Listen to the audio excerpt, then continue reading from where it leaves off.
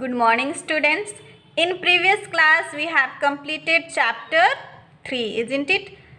Today we will start model reading of chapter 4. तो आज हम लोग अध्याय 4 का आदर्श वाचन करेंगे। खिलौनों ने सिखाया। अध्याय 4 का शीर्षक क्या है? खिलौनों ने सिखाया। क्या सिखाया वो हम लोग अभी क्या करेंगे, पढ़ेंगे। अब पाठ बोध, पाठ का क्या बोध है? हम अपनी गलतियों से बहुत कुछ सीखते हैं। कोई गलती या दोष हो जाने पर यदि हम उसे सुधार लें तो हमारे मन में दोषी होने का भाव समाप्त हो जाता है। समाप्त मीन्स खत्म हो जाता है। अपने दोष या भूल को स्वीकार करना और उसे समय रहते सुधार लेना सबसे बड़ा गुण है। क्या बोला जा रहा है यहाँ कि अपने दोष को, गुनाह को या भूल को समय रहते स्वीकार करना और उसी समय सुधार लेना सबसे बड़ा गुण है, यह कहा जा रहा है। निशांत का जन्मदिन था। किसका जन्मदिन था? निशांत का। मम्मी, पापा और दादी ने उसे उपहारों से लाद दिया। उपहारों, गिफ्ट, आप गिफ्ट जानते होंगे, ठीक है। लाद दिया मीन्स भर दिया, बहुत सारे उपहार दिए, गिफ्ट दिए। दादाजी उसके लिए साइकिल लाए थे। किसके लिए? निशांत के लिए। निशांत साइकिल की घंटी बजा बजा कर चारों ओर घर में घूम रहा था। दादी बार बार आकर उसको लाड़ प्यार कर रही थी। निशांत की छोटी बहन रिसु ललचाई नज़रों से भाई को साइकिल चलाते देख रही थी। ललचाई नज़रों मीन्स लालच भरी दृष्टि, मतलब नज़रों से। भैया मुझे भी चलाने दो ना एक बार। और क्या कह रही थी कि भैया मुझे भी एक बार चलाने को दीजिए। इससे पहले कि निशांत कुछ कहता, दादी माँ छिड़कते हुए बोली, अभी तो मेरे लाल ने चलाना शुरू किया है, तू क्यों नहीं जाकर अपनी गुड़िया और रंगीन कागज की नाव से खेल लेती। ऐसा कौन कहती है? दादी माँ, है ना। पर दादी, मुझे भी भैया जैसी साइकिल और अच्छे वाले खिलौने चाहिए। लेकिन रिशु क्या बोलती है कि मुझे भी भैया जैसे साइकिल और अच्छी अच्छी खिलौने चाहिए। रिशु सुबकते हुए बोली। सुबकते मीन्स सिसकियाँ लेते हुए। सिसकियाँ, जब हम लोग रोते हैं और सुसकते हैं ना, बोलचाल की भाषा में हम लोग क्या बोलते हैं? सुसकना। सुसकते हुए बोली, सिसकियाँ लेते हुए बोली, हाँ हाँ, तुम्हें भी मिल जाएंगे खिलौने। जब भाई इनसे नहीं खेलेगा तो ये तेरे ही हो जाएंगे ना। दादी की आंखों में बेटे बेटी के अंतर को साफ देखा जा सकता है। दादी की आंखों में क्या दिखाई दे रहा है कि वे बेटा और बेटी में क्या कर रही है? फर्क कर रही है, अंतर कर रही है। रिसु का रोना सुनकर माँ भी वहां आ गई। रिसु को गोद में समेटते हुए बोली, रोना बंद कर मेरी प्यारी गुड़िया। देख, परसों रक्षाबंधन है। देख, परसों क्या है? रक्षाबंधन है। जब तुम अपने भाई की कलाई पर राखी बांधोगी तब वह तुम्हें सुंदर सा उपहार देगा। सुंदर सा, जब तुम अपने भाई को राखी बांधोगी तो क्या देगा तुम्हारा भाई?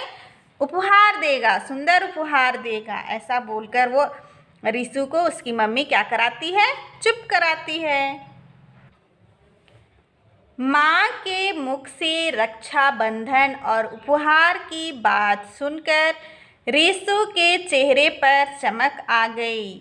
उसका दुख जाता रहा। उपहार और रक्षाबंधन की बात सुनकर रिसु के चेहरे पर क्या आ गई? चमक आ गई। वह चुप हो गई और खुश हो गई, ठीक है। शाम को हैप्पी बर्थडे के गीत के साथ केक काटा गया। रिशु सुबह हुए अपमान को अभी भूली नहीं थी।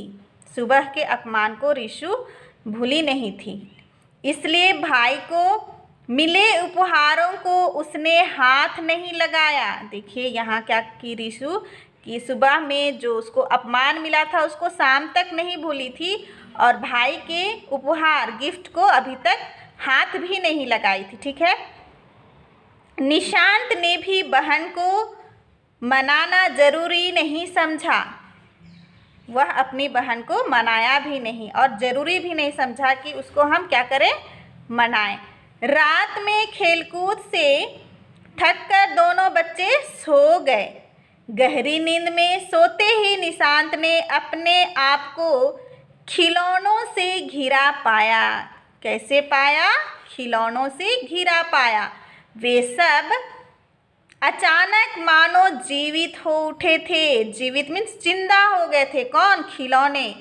वे निशांत से कह रहे थे, निशांत तुम कैसे बच्चे हो? तुम अपनी छोटी बहन को हमारे साथ खेलने नहीं देते? हम तुम्हारे साथ नहीं रहेंगे। खिलौने क्या कहते हैं सपनों में कि तुमने अपने छोटी बहन को हमारे साथ खेलने नहीं देते, इसलिए हम तुम्हारे साथ नहीं रहेंगे। ऐसे कौन बोल रहे हैं? खिलौने। डर के मारे निशांत की आंख खुल गई और उसके मुख से निकला, क्या निकला उसके मुख से? रिशु मेरी बहन।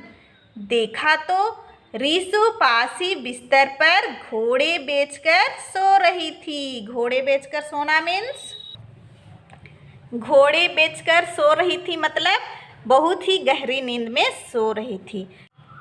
कुछ देर सन्नाटा छाया रहा। निशांत को लगा मानो बांसुरी का मधुर संगीत उसके कानों में गूंज रहा है। उसे लगा उसकी बहन कुछ कह रही है। सन्नाटा मीन्स चुप्पी। सन्नाटा मीन्स चुप्पी या शांत। ठीक है, चुपचाप। उसके बाद निशांत को लगा कि मानो बांसुरी का मधुर संगीत उसके कानों में गूंज रहा है, वैसा लगा। फिर उसे लगा उसकी बहन कुछ कह रही है।